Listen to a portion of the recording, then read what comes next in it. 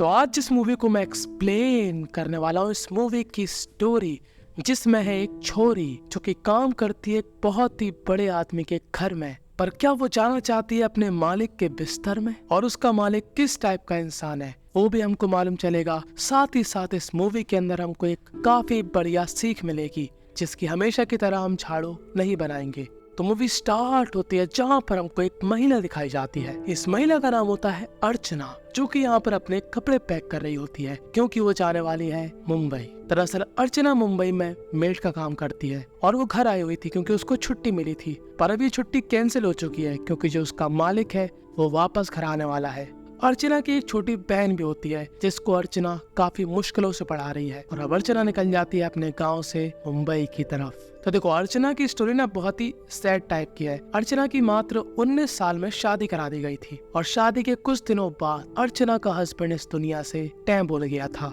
और हम सभी को मालूम कि गांव में ऐसा कहा जाता है कि उसको ना घर के अंदर आने देंगे, ना ही वो नाच सकती है, ना ही वो शादियों में आ सकती है। इस तरीके के रीति रिवाज और ऐसी बातें ना आपको कोई भी धर्म की किताब में नहीं मिलेंगी। ये सब चीजें इंसानों द्वारा बनाई गई है जिसका आज भी कई जगह पर पालन किया जा रहा है। खैर, अर्चना आ जाती है अपने मालिक के घर। यहाँ पर हमको एक और आदमी दिखाया जाता है जिसको हम बुलाएंगे ड्राइवर, क्योंकि ये इस घर के मालिक का ड्राइवर होता है। और अब हमको दिखाया जाता है इस घर का मालिक जिसका नाम होता है अश्विन, पर हम इसको बुलाएंगे मालिक। तो मालिक का मूड ऐसा ऑफ रहता है कि जैसे कि मानो ये आईपीएल में बहुत पैसा हार गया हो। खैर, अब मालिक आते हैं अपने घर जहाँ पर अर्चना उनके लिए नाश्ता लेकर आती है, पर मालिक का मूड ऑफ था। दरअसल भाई साहब के मूड ऑफ होने की वजह थी एक लड़की जिससे वो शादी करने के लिए अमेरिका गए थे, पर भाई साहब की शादी टूट गई और अब भाई साहब बस दुखी दुखी रहते हैं। अब अर्चना अपने मालिक से और मालिक अर्चना से ज्यादा बातचीत नहीं करते क्योंकि इस घर में पहले एक लेडीज भी रहा करती थी, जिसकी वजह से अर्चना को कंफर्टेबल लगता था यहाँ पर काम करने से। अभी भी लगता है क्योंकि उसको मालूम है कि उसके जो सर है वो एक अच्छे इंसान है, वो छिचोरापंती कर ही नहीं सकता। इसलिए जब भी कोई उसके मालिक के बारे में उल्टा सीधा बोलता है तो वो उस पर गुस्सा हो जाती है। खैर, मालिक की जिंदगी के एंड लग चुके हैं और भाई साहब बाहर जाकर फूफू करने की कोशिश करते हैं, पर भाई की किस्मत इतनी खराब थी कि वो माचिस भी नहीं जलती। और जब वो वापस घर पे जाता है तब वो क्या देखता है कि यहाँ पर माँ आई है उससे मिलने के लिए। उसकी माँ अपने बेटे से कहती है, देखो बेटा, पुरानी बातों पे मिट्टी डालो और अब कोई दूसरी लड़की पर नजर मारो, ऐसे पेंडुलम की तरह मुंह मत लटकाओ, एंजॉय करो, पार्टी करो, बाहर जाओ। पर अब इस माँ को क्या ही मालूम कि उसके बेटे के दिल पर क्या बीत रही है। ये जो मालिक होता है ये होता है एक इंजीनियर, क्योंकि इनके पिताजी भी इंजीनियर थे, जो कि है ये इंसान। अब जो हमारी अर्चना थी वो काफी लगन से यहाँ पर काम किया करती थी। कहने को वो शाकाहारी है, पर वो अपने मालिक के लिए यहाँ पर चिकन भी बनाती है। पर उसके मालिक का मूड था ऑफ और उसका मालिक ये चिकन नहीं खाता और अर्चना को थोड़ा बहुत दुख सा हो जाता। और अर्चना को जैसे ही टाइम मिलता वो अपनी बहन से बात करती कि पढ़ाई लिखाई सही चल रही है कि नहीं, कोई जरूरत हो तो बोल देना। पर अर्चना की बहन का वही निब्बा निब्बी वाला दिमाग था, जो कि हमको आगे मालूम चलेगा। अब अगले दिन यहाँ पर एक मेहमान आती है जो कि मालिक की दोस्त थी और वो यहाँ पर अर्चना पर गुस्सा हो जाती है। और इसके जाने के बाद मालिक अर्चना से माफी मांगता है उस लड़की की तरफ से, पर अर्चना ज्यादा रिएक्ट नहीं करती क्योंकि अर्चना को मालूम है कि बड़े लोगों के घर पे काम करना है तो छोटी छोटी बातों पे रिएक्ट नहीं करना है। इसी बिल्डिंग में एक और औरत काम करती है जो कि अर्चना की दोस्त थी, जिसके साथ वो अपनी बातें शेयर किया करती थी। और आज अर्चना अपने मालिक से एक बात कहती है कि वो पूरा काम करने के बाद 2 घंटे के लिए एक दूसरे काम पर जाएगी। तो मालिक कहता है, क्या तुमको पैसे चाहिए? तब अर्चना कहती है, नहीं नहीं पैसे नहीं चाहिए, मैं सिलाई का काम सीखना चाहती हूँ। तो मालिक को काफी अच्छा लगता है कि ये लड़की काम सीखना चाहती है, जिंदगी में आगे बढ़ना चाहती है। तो मालिक कहता है ठीक है। पर वो जहाँ पर सीखने जाती है वो आदमी बहुत ज्यादा चंट होता है। वो यहाँ पर अर्चना को फालतू ये काम देता कि ये कर लो वो कर लो, वो उसको सिखाता नहीं है। और अर्चना का मूड ऑफ हो जाता है और वो अपने घर आ जाती है। अब अर्चना का मूड भी ऑफ था और अर्चना को ये भी मालूम था कि उसके मालिक का मूड भी ऑफ है। तो एक दिन वो ऐसे अपने मालिक के पास जाती है और कहती है कि आपको एक बात बतानी थी। पता है, जब मैं 19 साल की थी मेरी शादी करा दी गई। कुछ दिनों बाद मेरा हस्बैंड मर गया, जिसके बाद सब लोग मेरे को गलत सलत बोलने लगे। मैं गांव की शादी के अंदर नहीं जा सकती, मैं कई त्योहारों में पार्टिसिपेट नहीं कर सकती। पर अब मैं शहर आ चुकी हूँ, अपना पैसा कमा रही हूँ, अपनी बहन को भी पढ़ा रही हूँ और साथ ही साथ सिलाई भी सीख रही हूँ। और वो इतना कहकर यहाँ से चली जाती है। वो ये सब बातें अपने मालिक को इसलिए कहती है ताकि उसका मालिक ये समझे कि दुनिया में बहुत कम है, मेरा गम कितना कम है।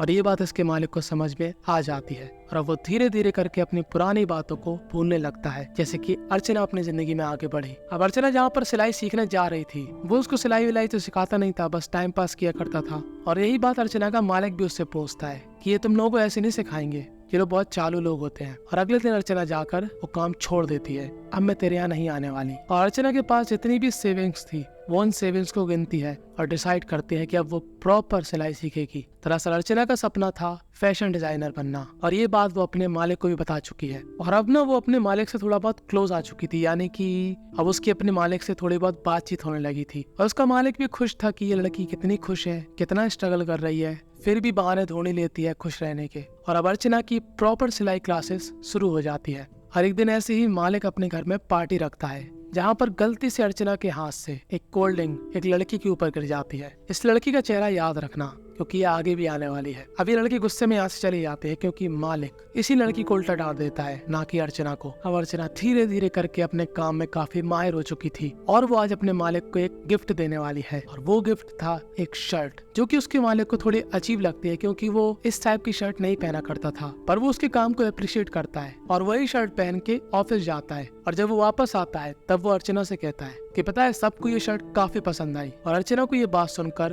काफी खुशी होती है। और आज मालिक का प्लान था अपने एक दोस्त के साथ बाहर पार्टी शार्टी करने का, जहाँ वो क्या देखता है कि एक महिला तनातन उसको लाइन दिए जा रही है। वो उसके साथ आंधू जांधू का प्रोग्राम बनाना चाह रही है। वो चाह रही है कि ये मालिक उसको मसा दे, अपनी पिन को उसके चार्जर में फंसा दे। और ऐसा होता भी है। और जब आंधू जांधू का प्रोग्राम खत्म हो जाता है तब ये महिला बाहर निकलती है। और अर्चना समझ जाती है कि आज उसके मालिक को ज्यादा थकावट होगी, क्योंकि उन्होंने अपना स्टेमिना तो इस लड़की को दे दिया है। तभी थोड़ी देर बाद अर्चना के पास उसकी बहन का फोन आता है। जैसा कि मैंने आपसे पहले कहा था कि अर्चना यहाँ पर उसके लिए मेहनत कर रही है ताकि वो पढ़ लिख कर कुछ बन जाए, पर अर्चना की बहन ये चाहती है कि वो शादी करके अपने प्रेमी के घर जाए और मुंबई में बस जाए। जी हाँ, अर्चना की बहन को मची है शादी करने की चुल। और जब निब्बा निब्बी राजी, तो अर्चना इस मामले में क्या ही कर पाती। और वो अपने मालिक से कहती है कि मालिक मुझे 3 दिन की छुट्टी चाहिए, दरअसल मेरी बहन की शादी है। तो मालिक कहता है तुम तो अपनी बहन को पढ़ा रही थी। तो अर्चना कहती है कि मालिक आजकल का जमाना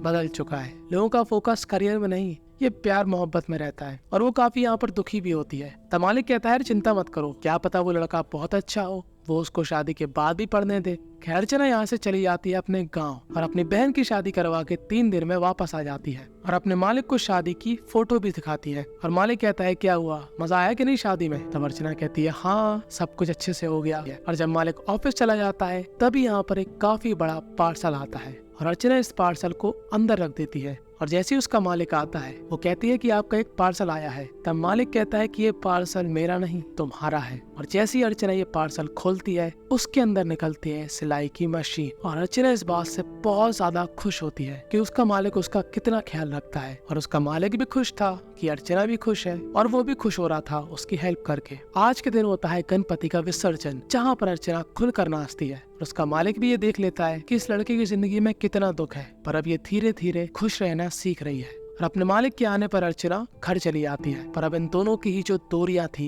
एक मालिक और एक नौकर की, वो दूरियां अब धीरे धीरे मिटने लगी थी। और अश्विनाज अर्चना का हाथ पकड़ लेता है और अर्चना भी उसकी तरफ थोड़ा बहुत अट्रैक्ट हो जाती है। और आज हो जाती है इन दोनों में किस।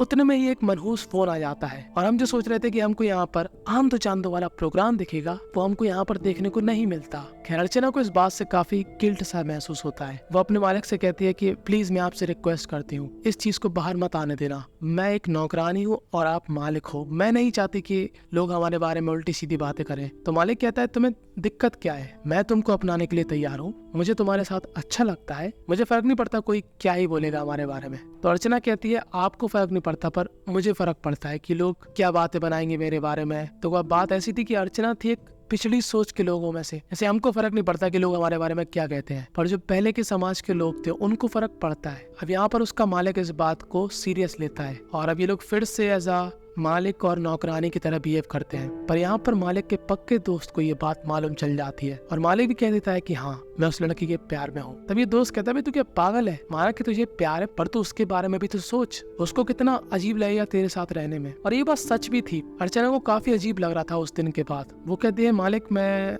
आप क्या काम नहीं कर पाऊंगी, मुझे ये काम छोड़ना है। तब मालिक कहता है कि तू क्या पागल औरत है, तू क्या सोच रही है मैं तेरे साथ बस आंधो जांधो का प्रोग्राम करना चाहता हूँ। नहीं, मैं चाहता हूँ कि तू लाइफ टाइम मेरे साथ रहे। और ये सर सर कह के मुझको मत बुलाया कर, मेरा नाम लेकर बुला मुझे, अश्विन। तो अर्चना कहती है मैं आपका नाम क्यों ही लूं, आप मेरे मालिक हो और मैं आपकी नौकरानी। और अब यहाँ पर अश्विन भी क्या कर सकता जब सामने वाली लड़की ही उसको रिजेक्ट करके जा रही है। जब सामने वाली लड़की ही राजी नहीं है तो वो उसको यहाँ से जाने देता है। पर जाते हुए अर्चना एक बात कहती है कि प्लीज आप मुझको कभी भी फोन मत लगाना। और अर्चना चली जाती है अपनी बहन के घर में जिसकी शादी बम्बई में हुई थी। और अश्विन डिसाइड करता है यहाँ से वापस अमेरिका जाने का। और दूसरी तरफ यहाँ पर अर्चना के पास एक दिन फोन आता है जहाँ पर एक औरत कहती है कि तुम्हें सिलाई का शौक है ना, अपने सैंपल लेकर आओ, मैं तुमको जॉब दूंगी। और अर्चना जब यहाँ पर जाती है तब उसको वही महिला दिखती है जिसके ऊपर उसने गलती से ड्रिंक्स गिरा दी थी। दरअसल अश्विन ने अमेरिका जाने से पहले इस महिला से सिफारिश करी थी अर्चना के लिए। और अर्चना जब इस महिला को अपने सैंपल दिखाती है तब इस महिला को उसका काम काफी पसंद आता है और वो उसको एज अ फैशन डिजाइनर काम पर रख लेती है। और अर्चना के लिए ये मूवमेंट काफी ज्यादा बड़ा था, उसको बहुत खुशी होती है, बहुत ही ज्यादा। और वो बिना कुछ सोचे समझे फिर से अश्विन के फ्लैट जाती है उससे मिलने के लिए और उसको थैंक यू बोलने के लिए। पर उसको यहाँ पर क्या मालूम चलता है कि अश्विन अमेरिका जा चुका है। और वो इस बिल्डिंग की छत पर जाकर अश्विन को फोन लगाती है और आज वो पहली बार अश्विन का नाम लेती है। और बस यहीं पर ये मूवी एंड हो जाती है। इस मूवी से हमको यही सीखने को मिला कि आप किसी भी परिस्थिति में हो, आपको हमेशा आगे बढ़ने की सोचना चाहिए। अब आप लोग खुद ही सोचो कि अर्चना की जिंदगी में कितनी मुसीबत थी। बेचारी का पति मर गया था, लोग उससे काफी गलत तरीके से बर्ताव कर रहे थे, उसको अपनी बहन को भी पालना था जिसको निब्बा निब्बी का बोझ सवार था, पर फिर भी उसने अपने गोल को नहीं छोड़ा। खैर वो बात अलग है कि उसका मालिक भी बहुत अच्छा था। पर आपको क्या लगता है कि ये मालिक और नौकरानी वाला रिश्ता सही है कि नहीं? अगर आपको लगता है कि अश्विन और अर्चना का पैचअप हो जाना चाहिए था, या फिर अगर आपको ये लगता है कि नहीं ये रिश्ता बिल्कुल गलत है, तो वो भी आप कमेंट में बता सकते हो। सब्सक्राइब कर लेना मेरे चैनल को, ज्वाइन कर लेना टेलीग्राम, और मैंने अपने इंस्टाग्राम की लिंक भी आपको डिस्क्रिप्शन के एकदम टॉप पर दे रखी है, क्योंकि अब मेरा प्लान है कि मैं डेली इंस्टाग्राम पर वीडियोस डालूंगा। और मुझे बस आपसे एक चीज चाहिए, नहीं वो नहीं, आपका सपोर्ट, कि आप वहां पर जाकर मुझको फॉलो कर ले बस।